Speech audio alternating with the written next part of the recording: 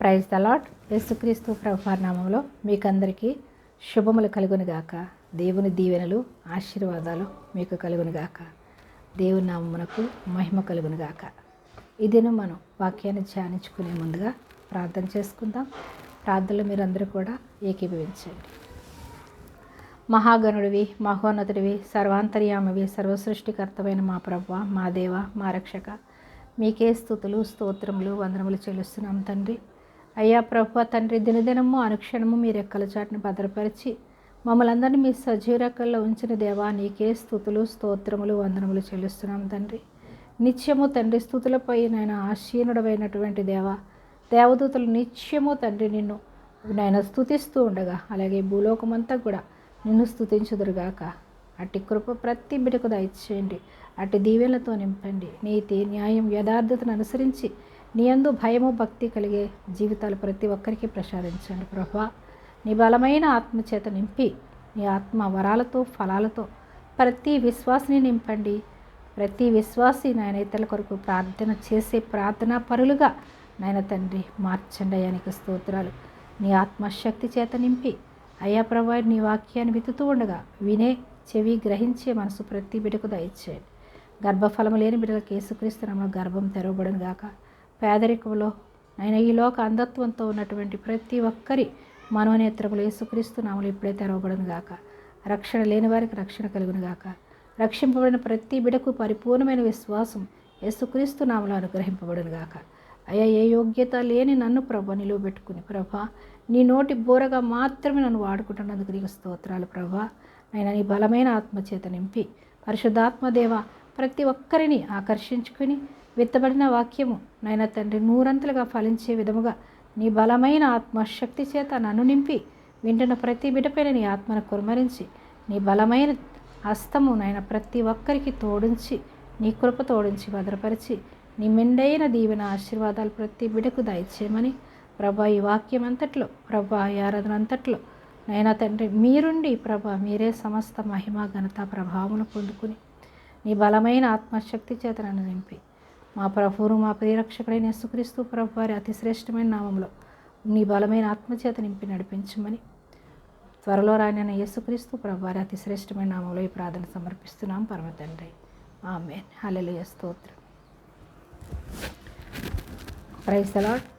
ఈ దినం దేవుని వాక్యాంశము, అపవాదికి దేవుడు విశ్వాసులకి సెలవిస్తేనే, అపవాదికి సెలవిస్తేనే రాగలడు, కానీ అపవాదికి దేవుడు సెలవు ఇవ్వకుండా అపవాది ఏ విశ్వాసి దగ్గరికి రాలేడు అని మనం స్పష్టంగా తెలుసుకుందాం ఈరోజు. అయితే యోబు గ్రంథం చూద్దాం. యోబుకి ఎంతో నీతిమంతుడిగా యథార్థవంతుడిగా ఉన్నాడు. అలాంటి వ్యక్తికి ఎందుకు కష్టాలు వచ్చాయి? మనం ఎవరికైనా కష్టాలు వస్తే వాళ్ళు ఏదో తప్పు చేస్తుంటారు, వాళ్ళు ఏదో దేవునికి వ్యతిరేకంగా నడుచుకుని ఉంటారు, అందుకే వాళ్ళ మీదకి ఆ కీడు వచ్చింది అని మనం తెలిసి తెలియక తీర్పు తీర్చేస్తూ ఉంటాం. మనం ఇతరులకి తీర్పు తీర్చకూడదు. ఎందుకంటే దేవుని బిడ్డలకి దేవుని ప్రణాళిక నెరవేర్చడానికి ఆయన ప్రణాళిక చొప్పున ఆయన చిత్తానుసారంగానే శ్రమలు వస్తాయి, కానీ మనం ఏదో తప్పులు చేశామని రావు. ఎందుకంటే దేవుని బిడ్డల్ని తన రూపంలోనికి తన పోలికలోనికి మార్చుకోవాలి అనేదే ఆయన చిత్తం. మానవుని ఎంతగానో ప్రేమించాడు. సర్వసృష్టిని దేవుడు నోటి మాట చేత సృష్టించాడు. ఈ మానవుని మాత్రం తన రూపంలో తన పోలికలో నిర్మించుకుని తనలా ఉండాలని, తన యొక్క తలంపులు ఆలోచనలు కలిగి జీవించాలని ఆశిస్తున్నాడు. కానీ ఈ లోకానికి మనం పరలోకం నుంచి దేవుడు పంపినప్పుడు మనం వెళ్ళం అని ఉండొచ్చు. తల్లి దగ్గర నుంచి పిల్లలు వెళ్ళడానికి అసలు ఇష్టపడరు. అలాగే తండ్రి దగ్గర మనం ఉన్నప్పుడు, ఈ భూలోకానికి మనల్ని పంపిస్తున్నప్పుడు మేము వెళ్ళం తండ్రి, నీతోనే ఉంటామంటాం. కానీ నువ్వు వెళ్ళిన పని నెరవేర్చాలి అని దేవుడు పంపించినప్పుడు నేను విడిచిపెట్టను, నీతోనే ఉంటామని చెప్పి వస్తాం మనం. కానీ ఈ భూలోకానికి వచ్చిన తర్వాత ఈ లోక ఆకర్షణలో పడిపోయి ఈ లోకమే శాశ్వతం అనుకుంటూ మనము జీవిస్తాము. దేవుడంటే తెలియకుండా జీవిస్తూ ఉంటారు. అలాంటి వారిని ఆయన మనల్ని ప్రేమించి మనం తప్పిపోకుండా పడిపోకుండా ఉండడం కోసం మన ప్రభు అయిన యేసుక్రీస్తు ప్రభువాన్ని తండ్రి అయిన దేవుడు ప్రియ కుమారుడైనటువంటి ఏకైక కుమారుని లోకానికి పంపించి ఆయన రక్తంలో మన పాపాలు శాపాలన్నిటి నుంచి కడిగి పవిత్రులుగా చేసి నీతిమంతులుగా చేసి తన రాజ్యంలో ఉండాలనేదే దేవుని ప్రణాళిక. కాబట్టి ఆయన ప్రణాళికతో మాత్రమే మనకి శ్రమలు శోధనలు వస్తాయి. కానీ యేసు ప్రభు వారికి కూడా తండ్రి చిత్తం జరగడం కోసమే ఈ లోకానికి వచ్చింది. ఆయన సిలువలో ప్రాణం పెట్టడానికి వస్తాడు. సిలువలో ప్రాణం పెట్టి మనందరి పాపాలను ఆయన రక్తంలో కడిగి పరిశుద్ధులుగా నీతిమంతులుగా చేయడానికి వస్తాడు. కాబట్టి తెలియని వాడు ఎందుకు సిలువ వేయబడ్డాడు, తనను తాను రక్షించుకోలేడా అని దేవుని గురించి తెలియని బిడ్డలు మాట్లాడుతూ ఉంటారు. ఎందుకంటే వాళ్ళకు వాక్యం తెలియదు, దేవుని ప్రణాళిక తెలియదు. కాబట్టి అలా మాట్లాడుతూ ఉంటారు. మనకు దేవుని చిత్తం ఏంటో, దేవుని ప్రణాళిక ఏంటో సమస్తము మనకి బయలుపరిచాడు. ఎందుకంటే మన మనోనేత్రాల దేవుడు తెరవజేశాడు కాబట్టి మనం గ్రహించుకోగలుగుతున్నాం.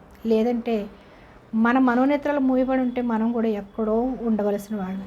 కానీ ఈ భూలోకానికి పంపినప్పుడే తల్లి గర్భంలో రూపింపబడక మునిపే నేను ఏర్పరచుకున్నాను, నువ్వు నా సొత్తు అంటున్నాడు దేవుడు. కాబట్టి దేవుని యందు మనం విశ్వాసం ఉంచి జీవిస్తున్నామంటే, యేసుక్రీస్తు దేవుడని మనం తెలుసుకున్నామంటే మనం ధన్యులం. ఎందుకంటే ఆయన ప్రణాళికతో తల్లి గర్భంలో రూపింపబడక మునిపే మనల్ని ఏర్పరచుకున్నాడు. కాబట్టి మనం ఈ విధంగా స్తుతిస్తున్నాం, ఆరాధిస్తున్నాం. మనం స్తుతిస్తున్నాం, ఆరాధిస్తున్నామని మనం గొప్పవారమని కాదు. ఆయన కృప వల్ల మనం ఆయన నీతిమంతుడైనటువంటి యేసయ్య యందు విశ్వాసం ఉంచడం ద్వారా, ఆయన రక్తంలో కడగబడడం ద్వారా మనం నీతిమంతులు అయ్యాం. కానీ లేదంటే మనము ఏమి గొప్పవారం కాదు. మానవుడు బలహీనుడు, పడిపోతూనే ఉంటారు. అయినప్పటికీ దేవుడి బిడ్డల్ని పడిపోయినప్పటికి కూడా ఎన్నిసార్లు పడిపోయినా దేవుడు లేపుతూనే ఉంటాడు. మనం ఈ లోక ఆకర్షణలో పడిపోయి అనేక సార్లు పడిపోతూనే ఉంటాం. కానీ దేవుని బిడ్డల్ని ఆయన విడిచిపెట్టుకోడు. అయితే పడిపోవడానికి కూడా దేవుడే ఏం చేస్తే సెలవిస్తాడంట అపవాదికి. చూద్దాం మనం ఎలా ఇస్తాడు, ఎందుకు ఇస్తాడు, ఎందుకు దేవుని బిడ్డల్ని తెలిసి ఎందుకు శ్రమల్లో పెడతాడు అని ఇదిలో నేర్చుకుందాం. యోబు గ్రంథము 1వ అధ్యాయము 1వ వచనం నుంచి చూద్దాం. ఊజు దేశమందు యోబు అని ఒక మనుష్యుడుండెను. అతడు యథార్థపరుడును న్యాయవంతుడునై దేవుని యందు భయభక్తులు కలిగి చెడుతనమును విసర్జించినవాడు. అంటే యోబు ఎలాంటి వాడంట? నీతివంతుడంట, చెడుతనాన్ని విడిచినవాడంట, యథార్థవంతుడంట. ఇది ఎవరు చెప్తున్నారు? దేవుడే చెప్తున్నాడు. మనకి కింద వచనాలు చూద్దాం. అంత నీతిగా యథార్థంగా ఎలా ఉండగలిగాడు అంటే, యేసయ్య యందు విశ్వాసం ఉంచి మారు మనసు పొందితేనే, రక్షణ పొందితేనే మనం నీతిమంతులం పరిశుద్ధులు అవుతాం కానీ అని మనం కొత్త నిబంధనలో చూస్తాం. కానీ ఇది పాత నిబంధనలో యోబు గారి గురించి మనం చూస్తున్నాం. అంటే ఎప్పుడైతే దేవుని యందు భయము భక్తి కలిగి ఉంటారో చెడుతనాన్ని విసర్జిస్తారు. అలాంటి వారిని ఎన్నో ఆయన తప్పిపోకుండా పడిపోకుండా ఉండడం కోసం ఇన్ని శ్రమలు పెట్టి యోబుని మళ్ళీ పరిపూర్ణంగా మార్చుకుంటాడు. తన చిన్న చిన్న లోపాలను కూడా దేవుడు పాత నిబంధన గ్రంథంలో అసలు క్షమించేవాడు కాదు.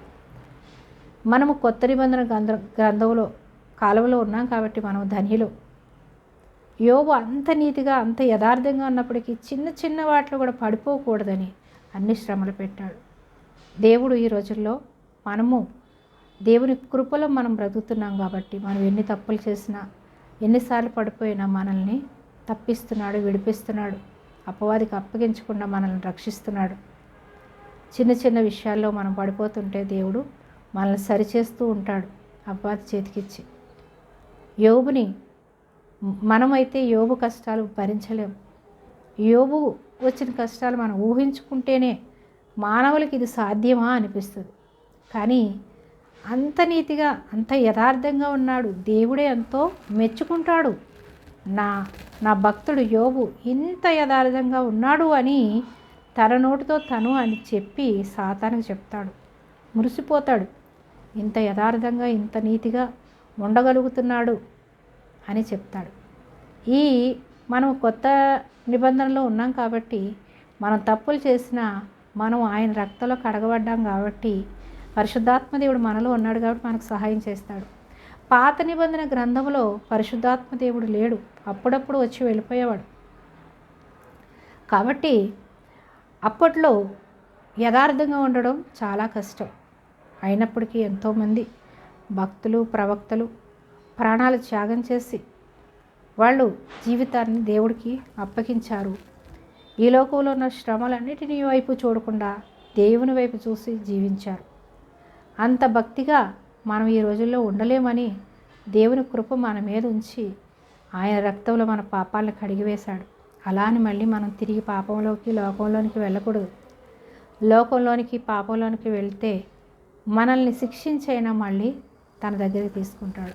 కాబట్టి మనము శిక్షలు అనుభవించకుండా ఉండాలంటే గత జీవితాన్ని పాప జీవితాన్ని అన్నడు మనం జ్ఞాపకం చేసుకోకుండా నూతన ఆత్మతో నూతన బలముతో మనం నింపబడి నూతనంగా యేసుక్రీస్తులో మనం జన్మించాలి. యేసుక్రీస్తు ప్రభువారు ఈ లోకానికి వచ్చారు.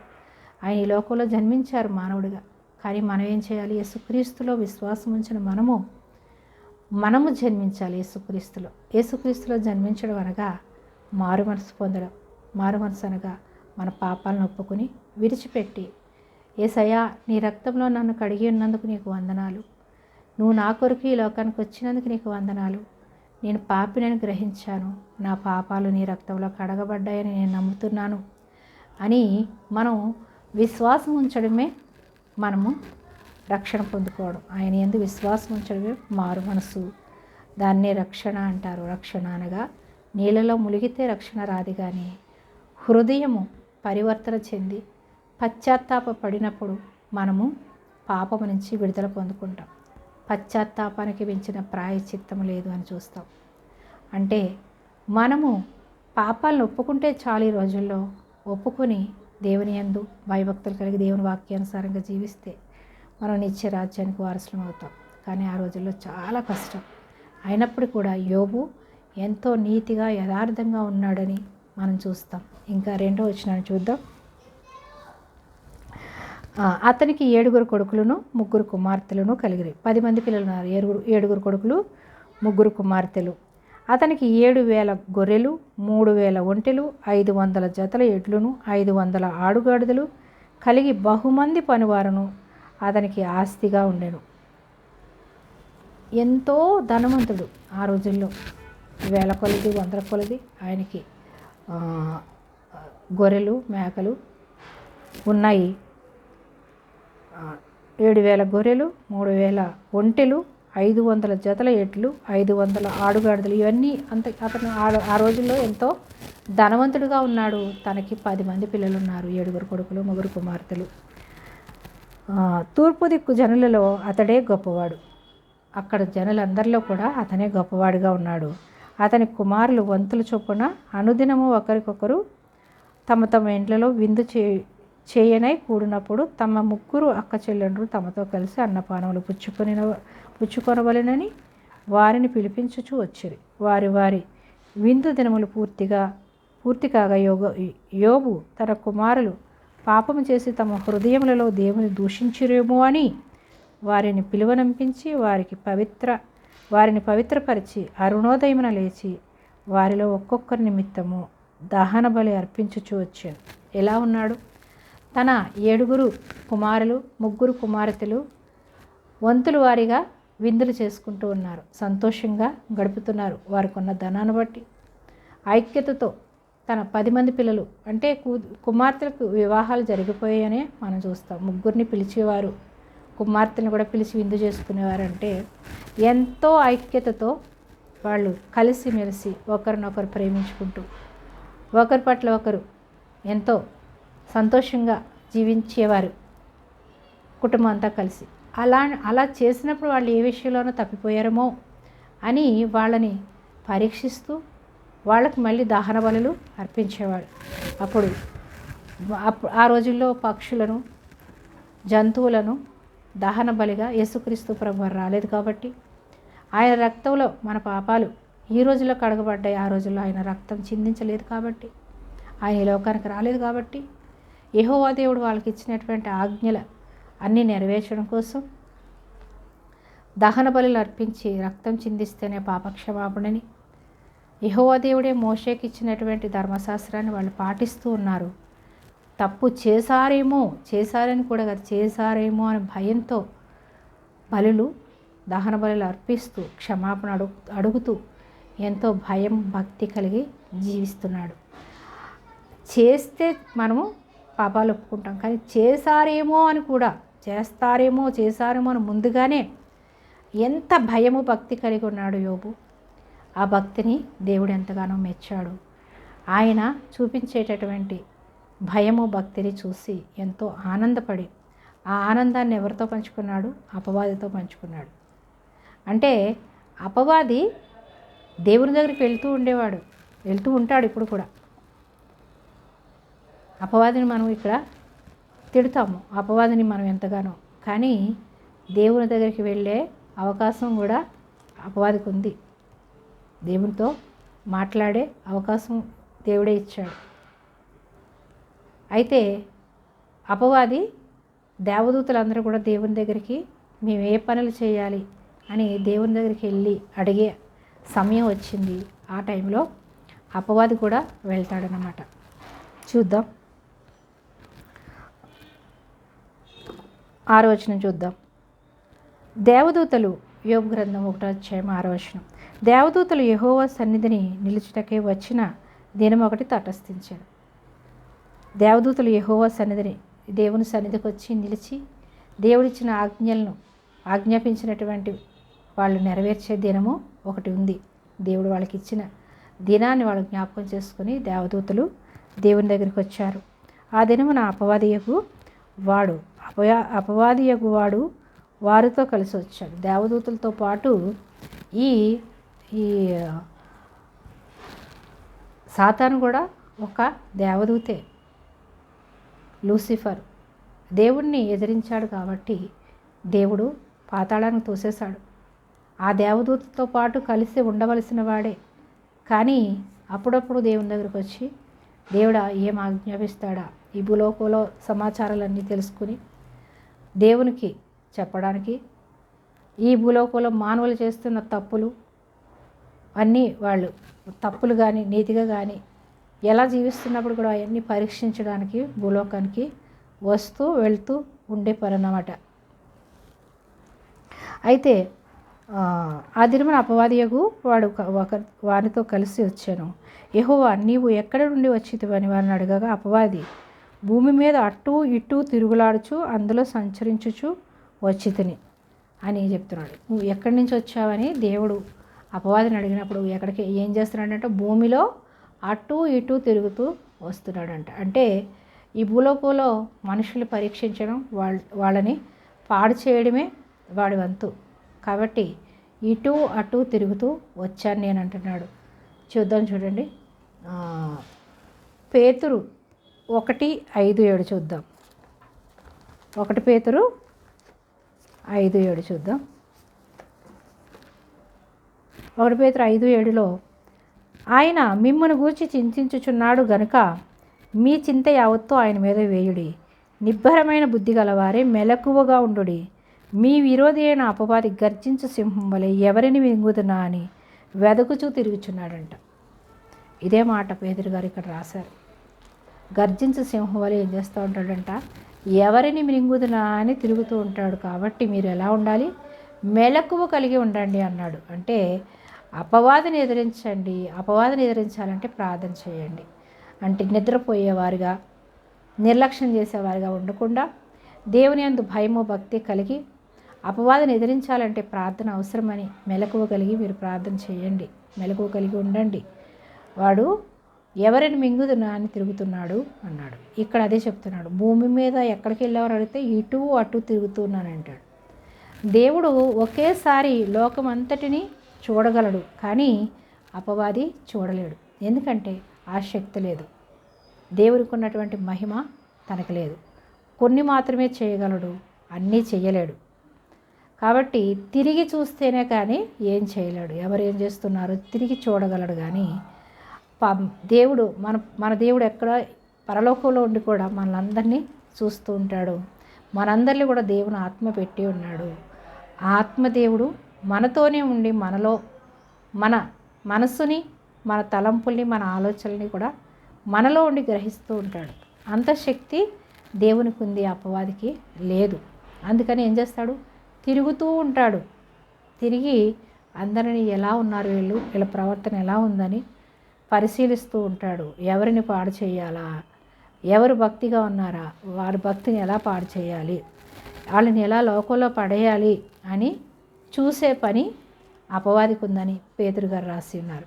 1 పేతురు 5:8 చూసాం మనం. అయితే తిరుగులాడుచు అందులో సంచరించుచు వచ్చి తిని అని యెహోవాకు ప్రత్యుత్తరం ఇచ్చినప్పుడు అందుకు యెహోవా, నీవు నా సేవకుడైన యోబు సంగతి ఆలోచించుదువా అంటున్నాడు. ఆనందంలో సంతోషాన్ని పంచుకోవడానికి అపవాదితో పంచుకున్నాడు దేవుడు. అంటే అపవాది యోబుకి అప్పగించాలని కాదు, తన సంతోషాన్ని వ్యక్తం చేశాడు. చూడు, నువ్వు నన్ను ఎదిరించి పాతాళానికి వెళ్ళిపోయావు, కానీ ఒక మానవుడు అయి ఉండి ఈ లోక పాపములో పడిపోయి లోక ఆకర్షణలో ఉండవలసినటువంటి వ్యక్తి ఎంత నీతిగా యథార్థంగా నా యందు ఎంత భయము భక్తి కలిగి ఉన్నాడో ఒక మానవుడై ఉండి అని చెప్పి తన సంతోషాన్ని అపవాదితో పంచుకుంటాడు. అదే దేవుడు చేసిన తప్ప. కానీ దేవుడు ప్రణాళిక లేకుండా విశ్వాసి పేరు ఆ అపవాదికి దగ్గర ఎత్తడు. తన సంతోషాన్ని పంచుకోవడానికి అపవాదికి చెప్పినప్పుడు అపవాది ఏం చేస్తున్నాడు చూద్దాం. యోబు సంగతి ఆలోచించితివా? 8వ వచనం. ఆలోచించితివా? అతడు యథార్థవర్తనుడును న్యాయవంతుడునై దేవుని యందు భయభక్తులు కలిగి చెడుతరము విసర్జించి వాడు భూమి మీద చెడుతరమును విసర్జించినవాడు భూమి మీద అతని వంటి వాడు ఎవ్వడునూ లేడంటున్నాడు. దేవుడు చెప్తున్నాడు ఈ మాట. భూమి మీద జీవించే ప్రాణుల్లో, మనుషుల్లో అటువంటి నీతిమంతుడు, యథార్థవంతుడు ఎవరూ లేరని దేవుడు చెప్పగలిగాడు. అంటే యోబు ఎంత దేవుని యందు భయం భక్తి కలిగి ఉన్నాడు. అదేవిధంగా దేవుని యందు భయం భక్తి కలిగి ఉన్నవాళ్ళు ఈ లోక భ్రష్టత్వానికి దూరంగా ఉంటారు, దుష్టునికి దూరంగా ఉంటారు, దుష్ట తలంపులకి, దుష్ట ఆలోచనలకి దూరంగా ఉంటారు. అది అలా ఉన్నాడు కాబట్టి యోబుకు సాధ్యమైంది. అందుకని ఈ భూలోకంలో మానవుడు అంత నీతిగా యథార్థంగా ఉన్నాడంటే మెచ్చుకోక తప్పలేదు. దేవుడికి కూడా మెచ్చుకున్నాడు. ఈ అపవాదికి ఏం కావాలి? మనుషులు మెచ్చుకోకూడదు, మనుషులు పాడు చేయాలనేదే అపవాది తలంపులు, మనుషులు బాగు చేయాలనేది దేవుడి తలంపులు. అయితే దేవుడిని మనుషులు ప్రేమించకూడదు, దేవుడు మనుషులు ప్రేమించకూడదు. ఈ పని చేయడమే అపవాది పని. కాబట్టి ఆ మనిషిని పాడు చేయాలి, ఈ దేవుణ్ణి వాళ్ళు ప్రేమించకూడదు. అపవాదిని ప్రేమించాలి, ప్రేమించి నిత్య నరకాగ్ని తీసుకెళ్ళాలి. వాడి పని అదే. కాబట్టి ఏం చేస్తున్నాడు? ఇక్కడ ఎలా విమర్శిస్తున్నాడో మనం చూస్తాం. యోబు అంత నీతిగా యథార్థంగా ఉన్నాడని దేవుడు మెచ్చుకున్నప్పుడు అపవాది అసూయపరుడని, స్వార్థపరుడని, దుష్ట తలంపులు కలిగినవాడని మనం ఇక్కడ చూస్తాం. ఎలాంటి చెడ్డ తలంపులు ఉన్నాయో దుష్టుడు ఎలా ఉంటాడనేది చూద్దాం. అందుకే ఇలాంటి తలంపులు మనలో ఉంటే కూడా మనం దుష్టుని చేతిలో ఉన్నాం, దుష్టుని ఆలోచనలు కలిగి ఉన్నాం, దుష్టుని ఆలోచనలకు మనం ఆకర్షింపబడుతున్నామని మనల్ని మనం గ్రహించుకొని వాటన్నిటి నుంచి విడిచిపెట్టాలి. దేవుని యందు భయము భక్తి కలిగి మెలకువ కలిగి ప్రార్థన చేయాలి. చూద్దాం 9వ వచనం. యోబు 1వ అధ్యాయం 9వ వచనం. వాడు భూమి మీద అతనికి విసర్జించిన వాడు భూమి మీద అతని వంటి వాడు ఎవడూ లేడని అడుగగా అపవాది యోబు ఊరకయ్యే దేవుని యందు భయభక్తులు కలిగిన వాడాయనా ప్రశ్నిస్తున్నాడు దేవుణ్ణి. యోబు ఊరకయ్యే దేవుని యందు భయభక్తులు గలవాడాయాడా? నువ్వు అంత ధనవంతుడిగా ఉంచావు కాబట్టి ఉన్నాడు. ఆ ధనాన్ని తీసేస్తే నీకు నీ యందు భయభక్తులు కలిగి ఉంటాడా? అంటే నువ్వు అన్నీ ఇచ్చావు కాబట్టి అంత యథార్థంగా ఉంటున్నాడు, ఊరికే ఏమీ లేడు. అంటే మానవులందరూ కూడా ఎలా ఉంటారు? మానవ తలంపులు ఎలాగుంటాయి, దుష్ట తలంపులు ఎలాగుంటాయి, దుష్టునితో నింపబడిన మానవుడు ఎలా ఉంటాడు ఎరిగినటువంటి వ్యక్తి కాబట్టి ఈ మాట మాట్లాడుతున్నాడు. ఏమంటున్నాడు? ఊరికే యథార్థవంతుడిగా ఉన్నాడా అంటే మనుష్యుల మనస్తత్వాన్ని ఎరిగినటువంటి అపవాది కాబట్టి, మనుష్యులు దుష్టత్వంతో నిండి ఉన్న ప్రపంచం గురించి మాట్లాడుతున్నాడు. ఊరికే దేవుని యందు భయభక్తులు గలవాడైనా నీవు అతనికి, అతని ఇంటి వారికి, అతనికి కలిగిన సమస్తమునకు చుట్టూ కంచె వేసితివి కదా. ఊరికే ఉన్నాడా? అతని చుట్టూ, అతని కుటుంబం చుట్టూ నువ్వు కంచె వేసావు కదా. అంటే దేవుని బిడ్డలకి దేవుడు కంచె వేస్తాడు అని ఇక్కడ నేర్చుకుంటున్నాం. అపవాది చెప్తున్నాడు. అపవాదికి అన్నీ తెలుసు, దేవుని తలంపులు తెలుసు, వాడి తలంపులు తెలుసు, మానవుల తలంపులు తెలుసు. తెలిసినవాడు కాబట్టి ఊరికే ఉన్నారా వాళ్ళు? నువ్వు చుట్టూ కంచె వేసావు కాబట్టి నిన్ను నీ యందు భయభక్తులు కలిగి ఉంటున్నాడు, అంత యథార్థంగా ఉంటున్నాడు. ఆ కంచె తీసే, అప్పుడు ఎలా ఉంటాడో చూద్దాం అని దేవునికే సలహా ఇస్తున్నాడు. చూద్దాం మనం కింద వచ్చినని.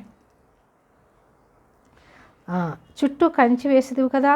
నీవు అతని చేతి పనిని దీవించుచుండుట చేత అతని ఆస్తి దేశంలో బహుగా విస్తరించింది. అంటే అతని చేతి పని ఎవరు దీవిస్తారు? దేవుడు దీవిస్తేనే ఆశీర్వదించబడతారని ఇక్కడ ఇది కూడా తెలుసుకుంటున్నాం. సాతాను మాటలని మనం తెలుసుకుంటున్నాం. నీవు నీవు అతని చేతి పనిని దీవించుచుండుట చేత అతని ఆస్తి దేశంలో బహుగా విస్తరించి ఉన్నది.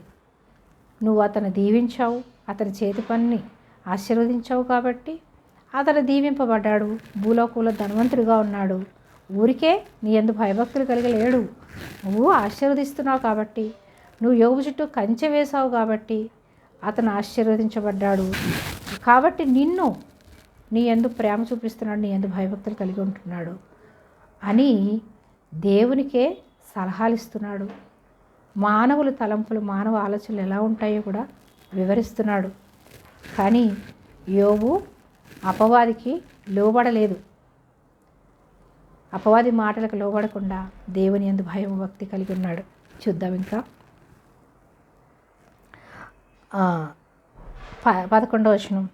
అయినను నీవు ఇప్పుడు నీ చేయి చాపి అతనికి కలిగిన సమస్తాన్ని మొత్తిరి ఎడల అతడు నీ ముఖము ఎదుటనే దూషించి నిన్ను విడిచిపోవును. ఏమంటున్నాడు చూడండి. అపవాది చూడలేక, అసూయతో, కక్షతో, దేవుని ప్రేమించడం ఇష్టం లేక అతనికి ఉన్నదంతా తీసే అంటున్నాడు. నువ్వు చేయి చాపి అతనికి కలిగిన సమస్తాన్ని మొత్తిని ఎడల నీ ముఖము ఎదుటనే దూషించి నిన్ను విడిపోవునని యెహోవాతో చెప్తున్నాడు. నీ ముఖం ఎదుట దూషించి నిన్ను విడిచిపెట్టేస్తాడు, తీసేయి అని చెప్తున్నాడు. చూసారు ఎంత అసూయ, ఎంత అసూయపరుడు, ఎంత స్వార్థపరుడు. ఎంతో సంతోషంగా, ఎంతో ఆనందంగా పిల్లలతో, తన యొక్క పనివారితో ఎంతో యథార్థంగా ఇతరులకు సాయం చేస్తూ, ఎంతో యథార్థంగా, ఎంతో సంతోషంగా జీవిస్తున్నటువంటి యోబు పైన సాతాను కళ్ళు పడ్డాయి. దేవుడు ఎంతో ప్రేమతో చెప్పాడు, సంతోషంతో చెప్పాడు, తన సంతోషాన్ని పంచుకున్నాడు. నీకులా లేడు, ఒక మానవుడు ఎంత యథార్థంగా ఉండగలిగాడని చెప్తున్నందుకు అపవాది ఏ విధంగా ఉంటాడో మనం తెలుసుకోవడానికి యోబు గ్రంథం ఈ పరిశుద్ధ గ్రంథంలో వ్రాయబడి ఉంది. యోబు అంత నీతివంతుడు, యథార్థవంతుడు కూడా కష్టాలు వస్తాయి, ఎందుకు వస్తాయి, ఎలా వస్తాయి అని తెలుసుకోవడానికి మనకి పరిశుద్ధ గ్రంథంలో యోబు గ్రంథం రాయబడిందంటే మనం ఎంతో ధనియులం. యోబు అనుభవించినటువంటి అనుభవాలు, ఆయన ఏ విషయంలో తప్పిపోయాడు, ఎలా సరిచేశాడు దేవుడు, ఇవన్నీ కూడా మన యోబు గ్రంథంలో చూస్తాం. మనం చూద్దాం. అన్నీ తీసేయని చెప్తున్నాడు. యెహోవా 12వ వచనం. యెహోవా ఇదిగో అతనికి కలిగిన సమస్తాన్ని నీ వశమే ఉన్నది, అతనికి మాత్రం ఏ హానియు చేయకూడదని అపవాదికి సెలవీయగా వాడు యెహోవా సన్నిధి నుంచి బయలు వెళ్ళాడు. ఆనందం, నీ చేతికి అప్పగించాను యోబుని, తన ప్రాణానికి మాత్రం నువ్వు హాని చేయడానికి వీల్లేదు, తన ప్రాణము నాది అని చెప్తున్నాడు. తనకి భూలోకంలో ఉన్న సమస్తాన్ని తీసేయి, కానీ తన ప్రాణానికి ఏమి చేయడానికి నీకు హక్కు లేదు, అదొకటి ఉంచి మొత్తం తీసేయి, అప్పుడైనా చూద్దామని యోబు దేవుడు సాతాను వేసుకున్నటువంటి ఈ సంభాషణ, ఈ పందాల్లో ఎవరు బలైపోయారు? యోబు బలైపోయాడు. మనము ఈ లోకంలో కూడా కొన్ని ఎంతో యథార్థంగా దేవుని యందు భయము భక్తి కలిగి ఉంటే అనేకమైనటువంటి శోధనలు మన మీదకి వస్తూ ఉంటాయి. దేవుడు మనల్ని చూస్తూ సంతోషాన్ని అపవాదికి పంచుకుంటాడేమో. అప్పుడు అపవాదికి మనల్ని అప్పగిస్తాడు. మనం తప్పులు చేసామని కాదు, మన విశ్వాసాన్ని బలపరచడం కోసం, మన నీతి యథార్థతలు నిలుపుకోవడం కోసం, మనల్ని సంపూర్ణంగా పరిపూర్ణులుగా చేయడం కోసం మనం దేవుని విడిచిపెడతామా? సాతానికి లోబడిపోతామా? దేవుని యందు భయము భక్తి కలిగి ఉంటామా అని ఒక్కొక్కసారి రక్షింపబడిన ప్రతి ఒక్కరికి కూడా ఇలాంటి శ్రమలు వస్తాయని మనం నేర్చుకోవడానికి యోబు గ్రంథం రాయబడింది. అందరికీ వస్తాయని కాదు, దేవుడు వారి పట్ల ఏది నిర్ణయించాడో అది మాత్రమే వాళ్ళ మీదకి వస్తాయి, కానీ అపవాది స్వయంగా ఏమీ తీసుకురాలేడు. కాబట్టి మనకేమైనా శ్రమలు వస్తే ప్రభువా నాకే ఎందుకు ఈ శ్రమలు అని మనం ప్రశ్నించకుండా, తండ్రి నేను పడిపోకుండా నన్ను బలపరచు, ఈ కష్టాల్లో శోధనలో అపవాదికి చోటివ్వకుండా నీ యందు భయభక్తులు కలిగి జీవించే విధంగా యోబుకున్న విశ్వాసాన్ని నాకు దయచేయి ప్రభు అని మనం ప్రార్థన చేయాలి. అటువంటి ప్రార్థన మనకు నేర్పించడం కోసం, మనల్ని పరిపూర్ణంగా చేయడం కోసమే అపవాదిని మనకు అప్పగిస్తాడు. కానీ మనం ఆ యొక్క కష్టాల్లోనే నశించిపోవడానికి, ఆ పాపాల్లోనే కృంగిపోవడానికి కాదు. చూద్దాం, ప్రాణాన్ని మాత్రం ఏం తీయడానికి వీల్లేదు అని చెప్పాడు. ఆ దినమైన యోబు కుమార్తెలు అందరినీ కూడా మొత్తేస్తాడు. ఇంకా దేవుని దగ్గర నుంచి తీసుకున్నాడు. నువ్వు వెళ్ళు, నీ చేతికి అప్పగించేశాను, నువ్వేం చేసుకుంటావో చేసుకో అని దేవుడు చెప్పాడు. దేవుడిస్తే వాడికి పండగ, అపవాదికి పండగ చేసుకున్నాడు. ఫస్ట్ ఏం చేశాడు? తన కుమార్తెల్ని 10 మందిని ఒకే రోజు చంపేస్తాడు. భోజనం చేయొచ్చు, ద్రాక్షరసం పానం చేయుచుండగా ఒక దూత అతని యొద్దకు వచ్చి, ఎద్దులు నాగలి చుట్టూ గాడిదలు వాటి సమీపమున మేయుచుండగా శెబాయీములు వాటి మీద పడి వాటిని పట్టుకుని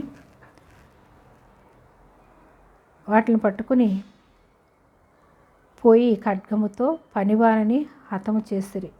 జరిగినది నీకు తెలియజేయటకు నేను ఒక్కడనే వచ్చిన్నానని. ఒక్కొక్కటి ముందుగా కుమారులను మొత్తాడు. తర్వాత తనకున్నటువంటి ఎద్దులను, గాడిదలను, ఒంటెలను అన్నిటినీ మొత్తివేశాడు. పనివారిని కూడా మొత్తివేశాడు. అలా తనకున్న సమస్తాన్ని ఒక్కొక్కటిగా తీసేస్తాడు. 16వ వచనంలో చూస్తాం.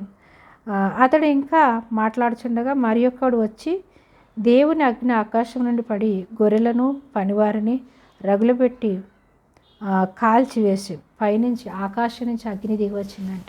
అంటే ఏమంటున్నాడు? దేవుడు అగ్ని అంటున్నాడు. అంటే ఆకాశం నుంచి వస్తే దేవుడు మాత్రమే పంపిస్తాడు అని ఎరిగినటువంటి ఆ యొక్క పనివాడు చెప్తున్నాడు. కానీ ఇది ఎవరికి అప్పగించాడు? అపవాదికి అప్పగించాడు. అంటే ఆకాశం నుంచి అగ్ని కూడా అపవాది రప్పించగలడని ఇక్కడ మనం చూస్తున్నాం. ఆకాశం నుంచి అగ్ని రప్పించి తనకున్న శక్తులతో ఆ యొక్క పనివారిని, గొర్రెలను మొత్తం అంతటిని కాల్చివేశాడు. పనివారిని రగులుపెట్టి మొత్తం పనివారిని, గొర్రెల్ని, మేకల్ని, అక్కడ తనకున్న సమస్తాన్ని కూడా ఆకాశం నుంచి అగ్ని పంపించి ఒక్క క్షణంలోనే అన్నీ ఒకటి కోల్పోయేటట్టుగా చేశాడు. మనము చిన్న సమస్య వస్తేనే దానిలోంచి కోలుకోవడానికి మనకి ఎన్నో సంవత్సరాలు పడుతుంది. కానీ ఒక్క రోజులోనే తనకున్న ప్రాణానికి ప్రాణంగా పెంచుకున్న పిల్లలు ఎంత ప్రేమగా పెంచుకున్నాడు. వాళ్ళు ఎక్కడైనా తప్పు చేశారేమో, దేవుణ్ణి వాళ్ళు ఎక్కడ నొప్పిస్తారో, దేవుడి మనసుని ఎక్కడ నొప్పిస్తారో భయంతో, అంత భక్తితో పెంచిన పిల్లల్ని దేవుడు ఆ యొక్క అపవాది తీసేశాడు. తనకున్న సమస్తాన్ని తీసేశాడు. తనకున్న ధనమును, తనకున్న గొర్రెలను అన్నిటినీ, తనకున్న సమస్త ఒంటెలు, గొర్రెలు, మేకలు అన్నిటిని కూడా తీసేశాడు. ఎంత బాధ ఉంటుంది ఆ యొక్క యోబుకి. అప్పుడు చూస్తాం మనం ఇక్కడ. అతడు ఇంకా మాట్లాడుచుండగానే కల్దీయులు 3 సమూహములుగా వచ్చి ఒంటెల మీద పడి ఒంటెల్ని మొత్తం అన్నిటినీ ఖడ్గం చేత చంపేశారు. అగ్ని వచ్చి దిగి వచ్చింది. ఇట్లా పనివాళ్ళు వచ్చి ఒక్కొక్కటి చెప్తూనే ఉన్నారు. సుడిగాలిలో అరణ్య మార్గంలోంచి వచ్చి 4 మూలలు కొట్టగా యవ్వనుల మీద పడినందున వారు చనిపోయిరి. దాన్ని నీకు తెలియజేయటకు నేను ఒక్కడిని వచ్చేతని. నీ కుమారులు కుమార్తెలు ఇప్పుడు తీస్తాడు. నీ కుమార్తెలు తమ అన్న ఇంట భోజనం చేయొచ్చు. అన్న ఇంట్లో భోజనం చేస్తూ ఉన్నారు. కుమారులు కుమార్తెల్ని ఫస్ట్ తీయలేదు. ముందు ఇవన్నీ యోబుకున్నవన్నీ కూడా తీసేశాడు. కుమార్తెలు అన్న ఇంట్లో భోజనం చేస్తున్నారు.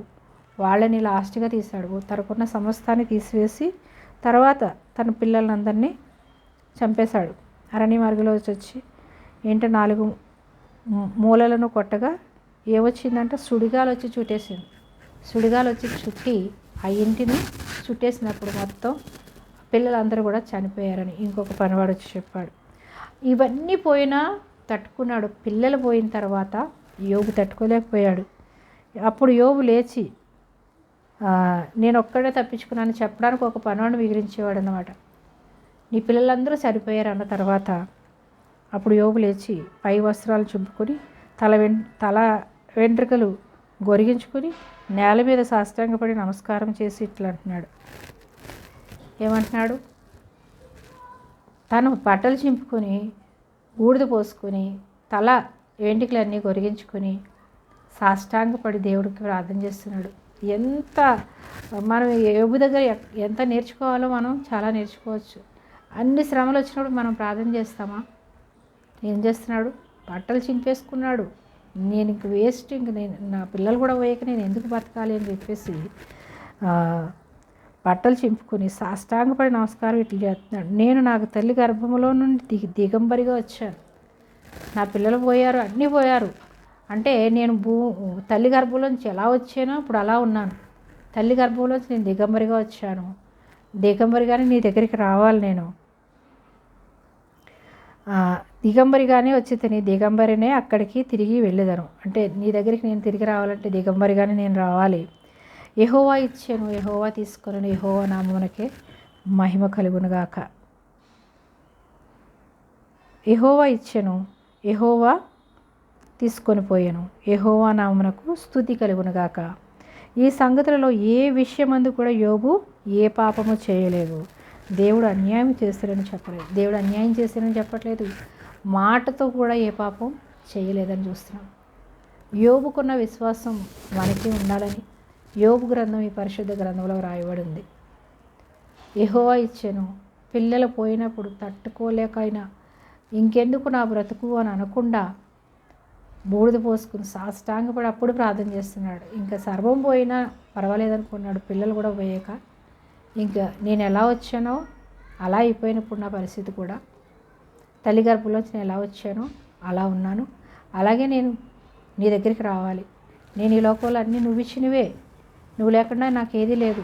ఈ పిల్లలు నువ్వు ఇచ్చిందే, ఈ ఆస్తి నువ్వు ఇచ్చిందే, ఈ జీవితం నువ్వు ఇచ్చిందే, ఈ గౌరవం నువ్వు ఇచ్చిందే.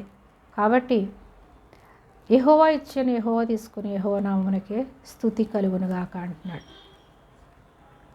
అంటే ఈ మాట చెప్పడం కోసం సాతాన్ని ఓడించాడు. అక్కడ దేవుని గెలిపించాడు. కానీ ఈ శ్రమలన్నీ ఓర్చుకుంటూ తనను తాను బాధించుకుంటాడు. చిన్న విషయంలో తప్పిపోయాడని, ఏ విషయంలో తప్పిపోయాడో దేవుడు తెలియపరుస్తాడు. యోబు గ్రంథం 38 అధ్యాయం నుంచి చూస్తాం మనం. యోబు 38:42 వరకు యెహోవా దేవుడే మాట్లాడి సరిచేస్తాడు యోబుని.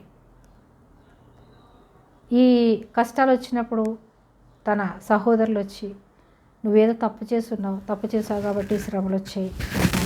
అలాగే ఈ లోకంలో కూడా ఏవైనా శ్రమలు వస్తే వాళ్ళని ఓదార్చవలసింది పోయి గుచ్చి మాట్లాడతారు. వాళ్ళ బాధను ఇంకా హెచ్చయ్యేటట్టుగా, ఎక్కువ చేసేటట్లుగా చేస్తారు. దేవుని పిల్లలుగా మనం ఏం చేయాలంటే, మనం మనోనేత్రాలు వెలిగింపబడ్డాయి కాబట్టి మనం ఎలా ఉండాలంటే దేవుని ప్రేమను ఎరిగిన వారిగా ఉండాలి. దేవుని ఆలోచనలు ఎరిగిన వారిగా ఉండాలి. విశ్వాసుల జీవితాల్లో దేవుడు ఏ విధంగా చేస్తాడో అనేది గ్రహించుకోగలగాలి. గ్రహించుకోకుండా లోకానుసారంగా ఉంటూ అపవాది తలంపులు కలిగి ఉండి వాళ్ళకి కష్టం వచ్చిందంటే వాళ్ళు ఏదో తప్పు చేశారు, వాళ్ళు ఏ విషయంలోనూ పడిపోయారు, వాళ్ళలో అహంకారం గర్వం ఉంది, అందుకే ఇట్లా అయింది అట్లా అయిందని మనం తీరుస్తాం. యోబు ఏమీ చేయకుండానే ఎన్ని శ్రమలకు గురైనా సరే దేవుణ్ణి దూషించలేదు. యెహోవా ఇచ్చాడు, యెహోవా తీసుకున్నాడు, యెహోవా నామమునకే మహిమ కలుగును గాక అన్నాడు. అవును, ఈ భూలోకంలోనికి మనం వచ్చినప్పుడు ఏమీ తీసుకురాం. తల్లి గర్భంలోంచి ఏ విధంగా వస్తామో మళ్ళీ అలాగే వెళ్ళాలి. మనం ఈ భూలోకంలో బ్రతికినంతసేపే ఈ ధనము, ఈ సుఖము, ఈ కోరికలు, ఆలోచనలు, ప్రేమలు, ఆప్యాయతలు, కుమారులు, కుమార్తెలు, ఇవన్నీ బంధాలు, బాంధవ్యాలు ఇవన్నీ ఉంటాయి. మళ్ళీ వెళ్ళేటప్పుడు పుట్టినప్పుడు ఎలా అయితే పుట్టామో అలాగే వెళ్ళాలి. అది జ్ఞాపకం చేసుకుంటున్నాడు యోబు. అది మనం జ్ఞాపకం చేసుకుంటామా? ఈ లోకంలోకి ఎలా వచ్చామో మర్చిపోతాం. మనం ఈ లోకంలో ఎలా జీవించామో మర్చిపోతాం. దేవుడు మనల్ని ఆశీర్వదిస్తే మన కష్టాలు కూడా మర్చిపోతాం.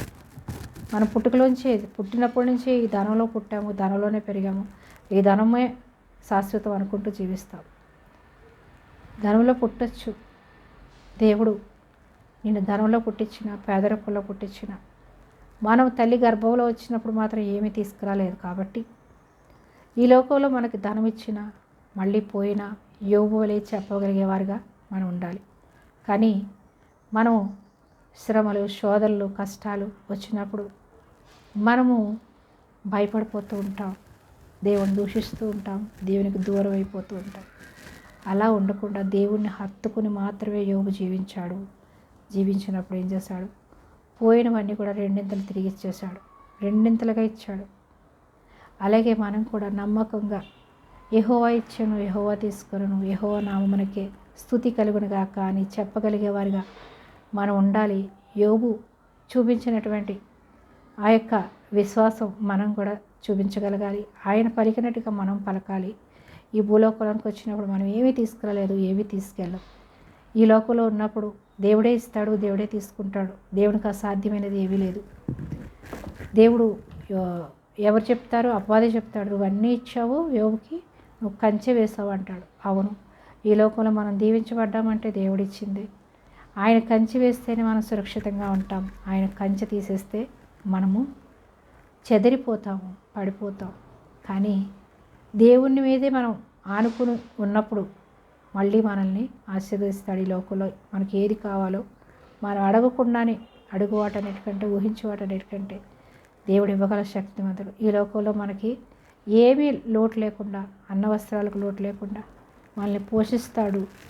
మరి ముఖ్యంగా మనం ఏ విధంగా తల్లి గర్భంలోంచి వచ్చామో అలాగే దేవుని దగ్గరికి మనం వెళ్ళవలసిన వారమై ఉన్నామని గ్రహించుకుని మనము ఈ లోకం శాశ్వతం కాదని జీవించాలి.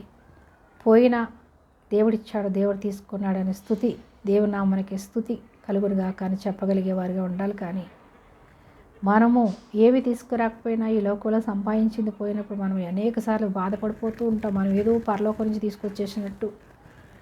దేవుడు ఆశీర్వదిస్తే మనం ఆశీర్వదించబడ్డాం. కాబట్టి దేవుడు ఇస్తాడు. మనల్ని పరీక్షించడానికి ఒక్కొక్కసారి తీసేస్తూ ఉంటాడు.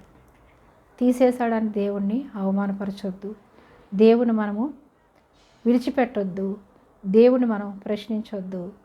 అపవాదికి మనము దేవునిని గెలిపించాలి, కానీ అపవాదిని కాదు మనం గెలిపించేది.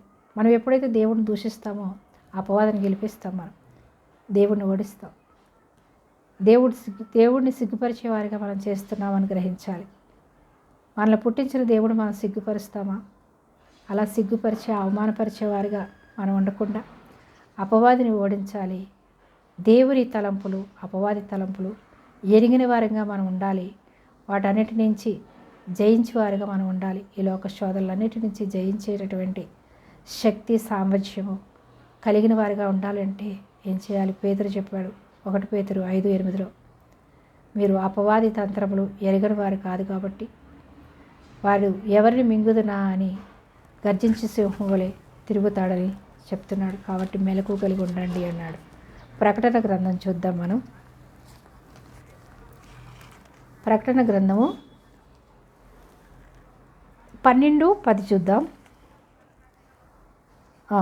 మరియు ఒక గొప్ప స్వరము పరలోకమందు ఇలాగు చెప్పుట వింటిని, రాత్రింపగళ్ళు మన దేవుని ఎదుట మన సహోదరుల మీద నేరము మోపువాడై అపవాది పడద్రోయబడి ఉన్నాడు.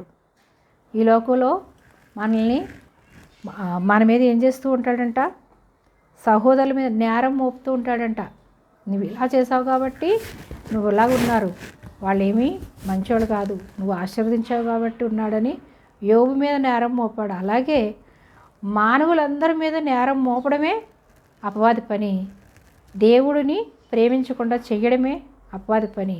అపవాదిని ప్రేమించాలనే అపవాది పని. కాబట్టి మన మీద నేరం మోపాలని చూసేటటువంటి అపవాదిని ఎప్పుడు జయిస్తామో, యేసుప్రభు వారు జయించారు. ఎప్పుడు జయించారు? ఆయన రాకడలో అపవాదిని నామమాత్రం కూడా లేకుండా పాతాళానికి తొక్కేస్తాడు. ప్రకటన గ్రంథం ఈ యొక్క అంతం, ఈ భూలోకం అంతా అంతానికి, అపవాదికి అంతము ప్రకటన గ్రంథంలో చూస్తాం.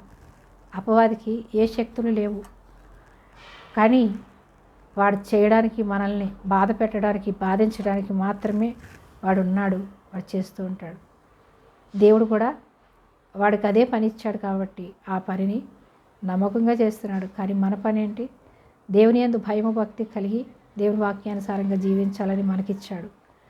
అపవాదే దేవుడిచ్చిన పని నమ్మకంగా చేస్తున్నాడు. మనకు దేవుడిచ్చిన పని మనం నమ్మకంగా చేయాలి కదా. వాటన్నిటికీ అంతం ఎప్పుడొస్తుంది? దేవుని రాకడలో. ఆయన త్వరలో రానే అన్నాడు. అప్పుడు ఈ అపవాదికి అంతం ఉంటుంది. అంతవరకు మనం ఈ శ్రమల శోధనలో భూలోకంలో ఉన్నంతకాలం మనకు వస్తూ ఉంటాయి. కానీ మనం భయపడకుండా మెలకు కలిగి మాత్రము ప్రార్థన చేస్తూ దేవుని యందు భయం భక్తి కలిగి ఉండాలి. దేవుని గెలిపించాలి, అపవాదిని ఓడించాలి. కానీ అపవాదిని గెలిపించే దేవుని నామాన్ని అవమానపరిచేవారిగా మనం ఉండకూడదు. ఒక గొప్ప స్వరము 12:10 ఒక గొప్ప స్వరం పరలోకమందు ఇలాగూ చెప్పుట వింటిని, రాత్రింపగలు మన దేవుని ఎదుట మన సహోదరుల మీద, మన సహోదరులు దేవుని యందు విశ్వాసం ఉంచిన బిడ్డలందరూ కూడా మనకి సహోదరులు, నేరము మోప ఇది ఎవరు రాశారు? యోహాన్ గారు రాస్తున్నాడు. యోహాన్ గారు మనలందరినీ సహోదరులని సంబోధిస్తున్నాడు. అతను చూసి వచ్చి రాసినటువంటి ప్రకటన గ్రంథం చెప్తున్నాడు. సహోదరుల మీద నేరము మోపువాడైన అపవాది పడద్రోయబడి ఉన్నాడు గనుక ఇప్పుడు రక్షణయు శక్తియు రాజ్యమును మన దేవుని వాయను. ఇప్పుడు అధికారము ఆయన క్రీస్తుదాయను. ఆయన శక్తి రాజ్యాలన్నీ కూడా దేవుడి వైపోయి అపవాదిని పడద్రోసేశాడు. ఎక్కడ పడద్రోసాడు? అపవాదిని పడద్రోయబడి ఉన్నాడు గనుక ఇప్పుడు రక్షణయు శక్తియు రాజ్యమును మన దేవుని వాయను. సర్వ అధికారములు అప్పుడు దేవుని కుమారుడికి తండ్రి ఇచ్చేస్తాడు. అపవాదిని ఆ పాతాళానికి తొక్కివేస్తాడు. అప్పుడు అపవాదికి ఇంకా ఏమీ చేయలేడు.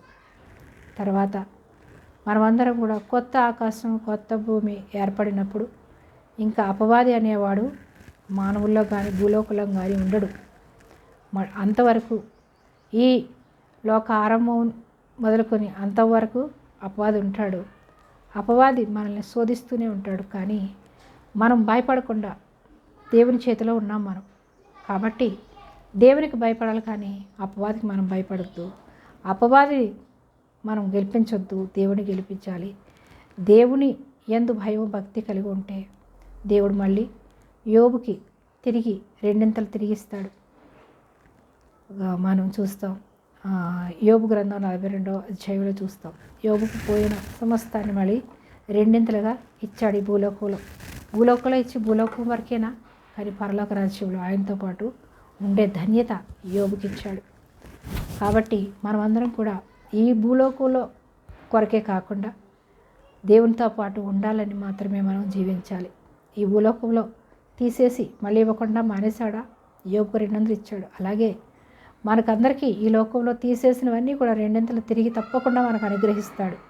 అది ధనమైనా, శ్రమలైనా, శోధనలైనా, ఏ విధముగానైనా మనం ఏది కోల్పోయినా కూడా మనకి రెండింతలు ఇవ్వగల శక్తిమంతుడని మన విశ్వాసాన్ని విడిచిపెట్టకుండా, అపవాదిని గెలిపించకుండా దేవుని గెలిపించేవారుగా, దేవుని నామాన్ని మహిమపరిచేవారుగా జీవించాలని ఈ దినం యోబు గ్రంథం ద్వారా మనం నేర్చుకున్నాం.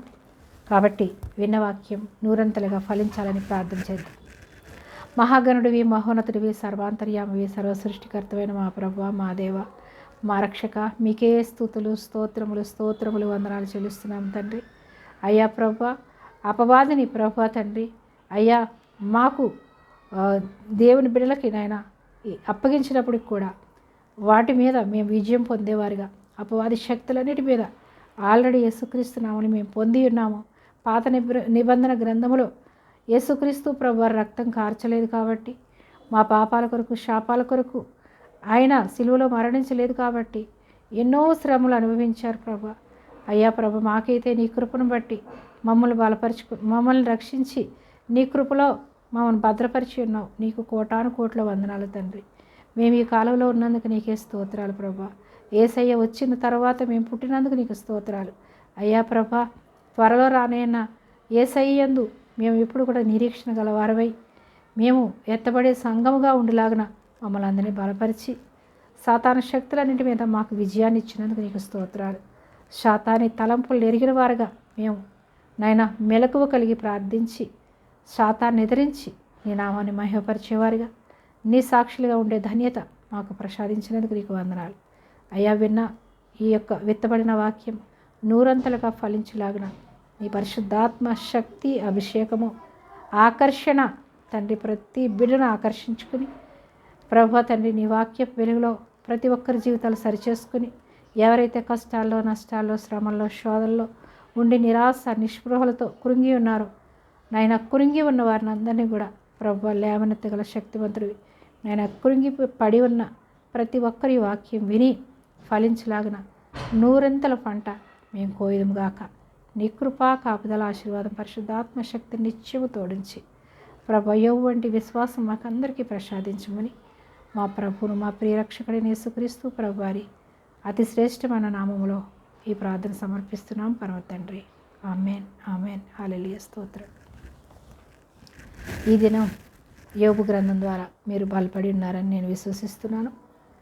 అదేవిధంగా యోబు గ్రంథాన్ని విని యోబు శ్రమల్లోంచి ఎలా అయితే విడుదల పొందుకున్నాడో అలాగే కూడా మనము పొందుకుంటామని, యోబు చెప్పగలిగినట్టుగా మనం కూడా చెప్పగలిగే వారిగా ఉండాలని నేను మనస్ఫూర్తిగా మిమ్మల్ని వేడుకుంటున్నాను. తల్లి గర్భంలోంచి నేను ఎలా అయితే వచ్చానో అలాగే నేను నీ సన్నిధికి రావాలి. కాబట్టి యెహోవా ఇచ్చాను, యెహోవా తీసుకును, యెహోవా నామమునకే స్తుతి కలుగును గాక అని యోబు చెప్పగలిగాడు. అటువంటి వారిగా మేము జీవించాలని, ఈ లోకంలో చిన్న చిన్న శ్రమలకి మేము కృంగిపోయేవారిగా ఉండకుండా మెలకువ కలిగి ప్రార్థించి నీ పరిపూర్ణమైన విశ్వాసంలో జీవించాలని అందరూ ప్రార్థన చేద్దాం. మీరు విశ్వాసంలో బలపడి ఈ యొక్క వాక్యం విని మీరు బలపడినట్లయితే ఇతరులకి షేర్ చేసి, మీ స్నేహితులకి, మీ రక్త సంబంధికులకి షేర్ చేసి దేవుని సువార్త పనిలో మీరు కూడా పాలుపంపులు పొందుకొని దేవుని దీవెనల ఆశీర్వాదాలు పొందుకోవాలని మనస్ఫూర్తిగా వేడుకుంటున్నాను. మరొక వాక్యాంశంతో మళ్ళీ కలుసుకునేంతవరకు తండ్రి అయినటువంటి దేవుని ప్రేమ, కుమారుడైన యేసుక్రీస్తు ప్రభు వారి కృప, పరిశుద్ధాత్మ దేవుని అన్యోన్య సహవాసము ఇప్పుడు ఎల్లప్పుడూ సకల పరిశుద్ధులతోనూ మనతోనూ, మన పిల్లలతో, మన పిల్లల పిల్లలతో, మన కుటుంబాలతో నిత్యము తోడై ఉండును గాక. ఆమేన్. Praise the lord.